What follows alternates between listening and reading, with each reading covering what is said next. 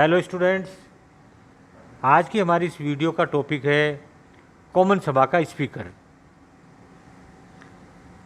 Common सभा का speaker England के लोक सदन के अध्यक्ष को स्पीकर कहा जाता है। उसका पद एक ऐतिहासिक पद है। उसका अस्तित्व सन 1336 से चला आ रहा है, जब थॉमस हैंगरफोर्ड देश के पहले स्पीकर बने थे। और वर्तमान में हमारे स्पीकर हैं जिनका नाम है लिंडसे हॉल।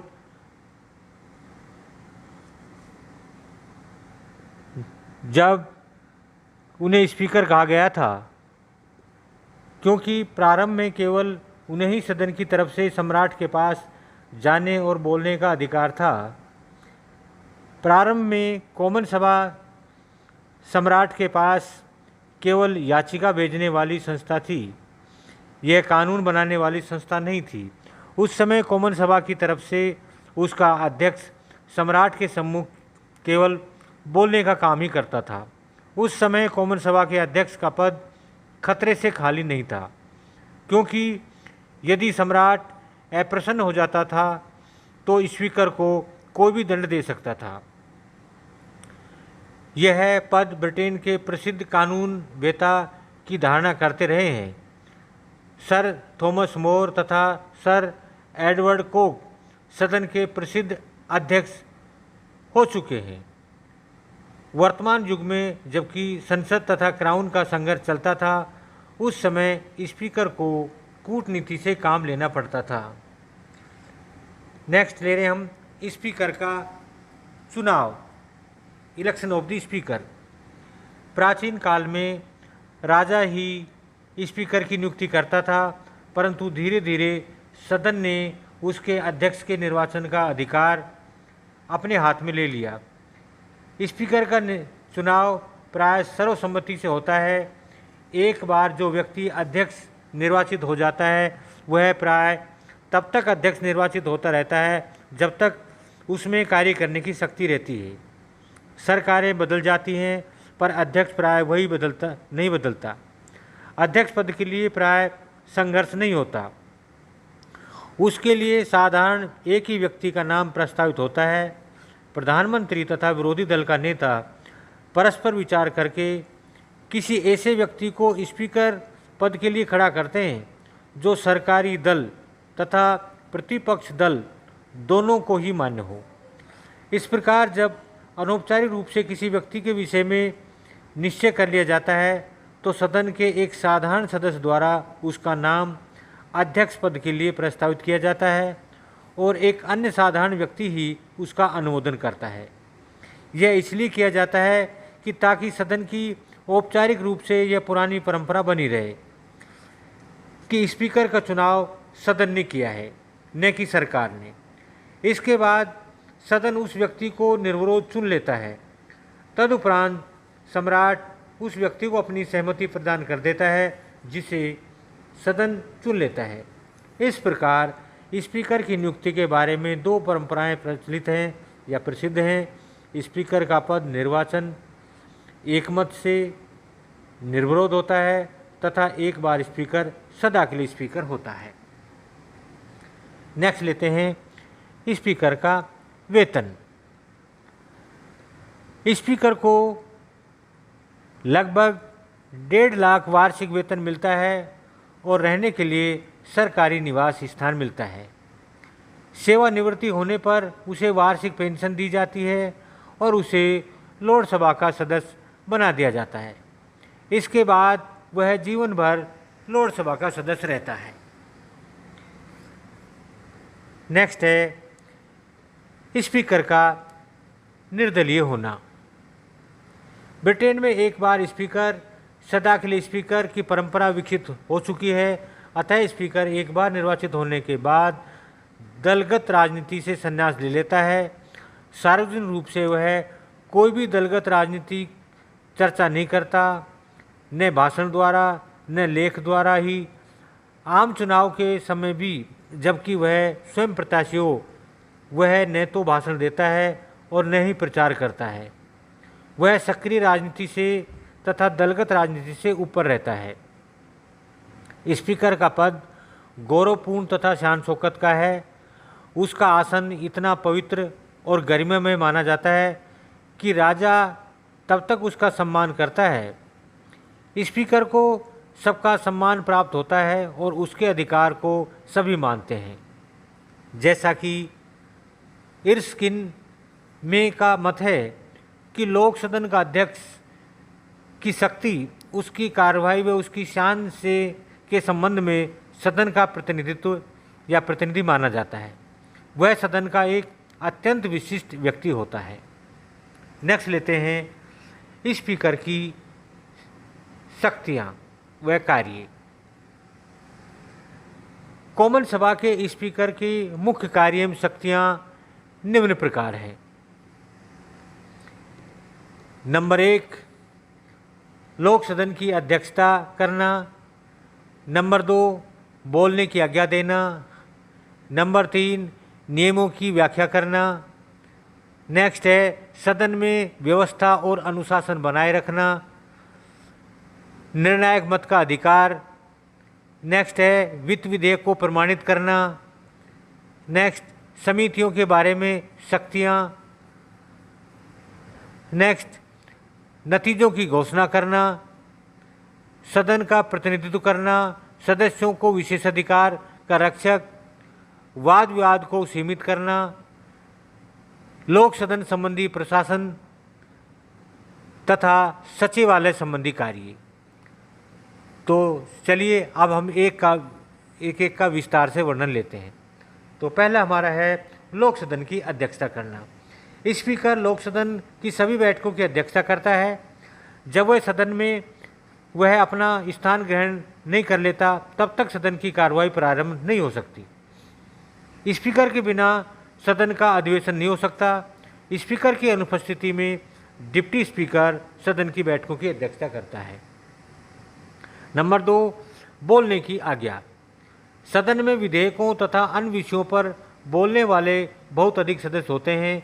सदन के पास इतना समय नहीं होता कि प्रत्येक सदस्य को बोलने की आज्ञा प्रदान कर सके। इसलिए स्पीकर कुछ सदस्यों को बोलने के लिए बुलाता है, अर्थात उनका एक सीनियरिटी या एक नंबर निर्धारित कर देता है। उसकी आज्ञा के बिना कोई भी सदस्य नहीं बोल सकता। वह किसी भी सदस्य को किसी अप्रासंगिक बात पर बोलने से रोक सकता है। वह किसी भी सदस्य को सदन में असंसदीय भाषा बोलने की आज्ञा नहीं देता। नेक्स्ट है नियमों की व्याख्या करना। जब कोई व्यवस्था का प्रश्न उपस्थित रहता है या उपस्थित करता है तो अध्यक्ष को अपना निर्णय देना पड़ता है, परंतु उसका निर्णय पूर्व दृष्टांतों के अनुसार ही होता है। सदन के किसी भी नियम के बारे में अध्यक्ष की व्याख्या अंतिम होती है, इसलिए उसको मानते हैं कि वो नियमों की व्याख्या करता है। नेक्स्ट है सदन में व्यवस्था और अनुशासन बनाए रखना। सदन में व्यवस्था और अनुशासन का उत्तरदायित्व तो स्पीकर पर ही है। व्यवस्था या अनुशासन भंग होने की स्थिति में वह संबंधित व्यक्ति का नाम लेकर उसे चुप रहने या सदन के बाहर निकल जाने का आदेश दे सकता है। यदि वह बाहर न जाए तो अध्यक्ष सार्जेंट की सहायता से, यानी कि जो सिक्योरिटी गार्ड होते हैं उनके माध्यम से उसको बलपूर्वक सदन से बाहर निकाल सकता है। नेक्स्ट है निर्णायक मत का अधिकार। अध्यक्ष को किसी विधेयक या अन्य किसी विषय पर उस समय मत देने का अधिकार होता है जब उस पर सदन में मत बराबर हो जाए, अर्थात जब हमारा टाई हो जाए, हाउस ऑफ लॉर्ड और हाउस ऑफ कॉमन के बराबर बराबर मत हो जाए तो उसको हम टाई बोलते हैं। परंतु स्पीकर उस अधिकार का प्रयोग बहुत ही कम करता है।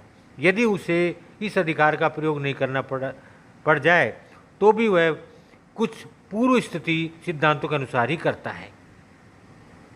नेक्स्ट है वित्त विधेयक को प्रमाणित करना। सन 1911 के संसदीय एक्ट के अनुसार ब्रिटेन में स्पीकर को यह शक्ति दी गई है कि यदि किसी विधेयक पर यह विवाद खड़ा हो जाए कि वह वित्त विधेयक है या नहीं, तो उस समय या उस विषय पर स्पीकर का निर्णय अंतिम होता है। वित्त विधेयक वह है जिसे स्पीकर वित्त विधेयक प्रमाणित कर दे, अर्थात दूसरे शब्दों में स्पीकर उसको पढ़ करके घोषणा करेगा कि ये हमारे देश का या हमारे पूरे ब्रिटेन का बजट है। नेक्स्ट है समितियों के बारे में शक्तियाँ। अध्यक्ष का निर्णय करता है कि कौन सा विधेयक किस समिति को सौंपा जाए। इसके अतिरिक्त यह चयन समिति के द्वारा तैयार की हुई सूची में से स्थायी समितियों के अध्यक्षों की भी नियुक्तियां करता है। नतीजों की घोषणा करना या रिजल्ट की घोषणा करना। स्पीकर प्रस्तावों या विधेयकों पर सदन में मतदान करता है और परिणामों की घोषणा करता है। यदि सरकार की ओर से कोई प्रस्ताव मतदान के लिए उपस्थित किया जाता है तो स्पीकर यह देखता है कि अल्पसंख्यक वर्ग को उस प्रस्ताव पर बोलने का काफ़ी अवसर प्राप्त हो जाए। उसके बाद ही वह उस प्रस्ताव पर वाद विवाद बंद करने की अनुमति देता है। सदन का प्रतिनिधित्व करना। लोक सदन के अध्यक्ष के रूप में वह सदन से बाहर सदन का प्रतिनिधित्व करता है। वह सदन तथा राजा का मध्यस्थ होता है और लोकसभा द्वारा वित्त विधेयकों पर व्यक्त प्रतिक्रिया के विषय में निर्णायक होता है और वही बाह्य जगत और लोकसभा या लोक सदन जिसको बोल सकते हैं के बीच की कड़ी के रूप में कार्य करने वाला व्यक्ति होता है। नेक्स्ट है सदस्यों के विशेषाधिकारों का रक्षक। लोक सदन के सदस्यों को विशेषाधिकार प्राप्त है। लोक सदन का स्पीकर इन विशेषाधिकारों की रक्षा करता है। यदि कोई मंत्री सदन के सदस्यों के विशेष अधिकारों की उपेक्षा करे या उनके किसी प्रश्न का उत्तर न दे या पर्याप्त जानकारी न दे तो स्पीकर उस समय सदन के अधिकारों की रक्षा करता है। वह यह भी देखता है कि कोई व्यक्ति या बाहर का व्यक्ति सदन की मान मर्यादा का अपमान तो नहीं कर रहा है। नेक्स्ट लेते हैं वाद विवाद की सीमित करना। लोक सदन के पास इतना समय नहीं होता कि प्रत्येक विधेयक तथा प्रस्ताव पर विस्तृत रूप से विचार कर सके। इसलिए जब सदन में बहुत अधिक कार्य होता है तो उस समय स्पीकर को यह अधिकार होता है कि वह महत्वपूर्ण विधेयकों तथा प्रस्तावों को चुन लें और उस पर मतदान करा दें ताकि सदन का कार्य तेज गति से होता रहे। नेक्स्ट है लोक सदन संबंधी प्रशासन करना। अध्यक्ष लोक सदन का प्रशासनिक अधिकारी भी होता है। वह लोक सदन की कार्रवाई के मुद्रण या प्रकाशन के मुद्रकों या संपादकों की नियुक्ति करता है। वह यह भी देखता है कि उसका दायित्व क्या होता है कि सदन की कार्रवाई का प्रकाशन ठीक रूप से हो रहा है या नहीं हो रहा है। नेक्स्ट लेते हैं सचिवालय संबंधी कार्य। लोक सदन के अध्यक्ष के अधीन एक सचिवालय भी होता है जिसमें सचिव, सुप्रिटेंडेंट, लेखकगण, लाइब्रेरियन या प्राइवेट विधेयकों के निरीक्षक आदि होते हैं। ये स्पीकर की देखरेख में ही कार्य करते हैं। कहने का मतलब दूसरे शब्दों में कि सचिवालय के अंदर जितने भी अधिकारी कर्मचारी होते हैं, सचिव वगैरह होते हैं, लेखकगण या जो भी होते हैं, उनका सबका सुपरविजन हमारे लोकसभा स्पीकर के पास ही होता है। नेक्स्ट आता है स्पीकर की वास्तविक स्थिति, actual position of the speaker. इस प्रकार कॉमन सभा के अध्यक्ष का पद अत्यधिक प्रतिष्ठा, सम्मान का तथा गौरव का पद है। गॉर्डन के शब्दों में कॉमन सभा के अध्यक्ष का पद दुनिया का एक सबसे अधिक सम्मानीय, शानदार और भारयुक्त पद है। जेनिंग्स का कथन है कि अध्यक्ष का प्रभाव उसकी शक्ति से अधिक है। एक पंच या निर्णायक के रूप में उसकी शक्तियाँ असीमित, अनियंत्रित तथा लगभग तानाशाही ढंग की है। उसके निर्णयों के खिलाफ आवाज़ नहीं उठाई जा सकती। अविश्वास के प्रस्ताव द्वारा उसे पद से नहीं हटाया जा सकता। उसके निर्णयों के खिलाफ आवाज़ नहीं उठाई जा सकती। जहाँ तक ऐसा नहीं किया जाता तब तक उसके औचित्य या उसके प्रश्नों संबंधी या निर्णय संबंधी उसके सभी स्वीकार कर लेते हैं, चाहे वे उससे सहमत हों या न हों। यदि सदन की कार्रवाई शांतिपूर्वक चलाना असंभव मालूम पड़े तो वह सदन को स्थगित कर सकता है। मुन्नो का कहना है कि स्पीकर सदन का प्रमुख व्यक्ति है। हर्बर्ट मॉरिसन ने स्पीकर को संसद का प्रथम नंबर का व्यक्ति कहा है। जॉर्ज कोर्ट होप के शब्दों में, स्पीकर हमारा अधिवक्ता है, वह हमारे विशेषाधिकारों का रक्षक है, हमारे व्यवहार का न्यायाधीश है तथा हमारे प्रयत्नों का निर्देशक है। स्पीकर की स्थिति तथा पद की महत्ता के बारे में क्लिंटन ब्राउन ने कहा कि सदन के अध्यक्ष के रूप में मैं सरकार का प्रतिनिधि नहीं हूँ, मैं विरोधी दलों का व्यक्ति हूँ, मैं कॉमन सभा का व्यक्ति हूँ और यह विश्वास करता हूँ कि मैं सबसे पीछे बैठने वाले सदस्य का व्यक्ति हूँ। अध्यक्ष के सदन में से प्रतिष्ठा बनाए रखने के लिए उसको कायम रखता हूँ। इस प्रकार अध्यक्ष के पद के साथ गौरव, शक्ति व दायित्व जुड़े हुए हैं। तो आशा करता हूँ कि ये वीडियो आपकी समझ में आई होगी, आपने ध्यानपूर्वक सुना है। धन्यवाद।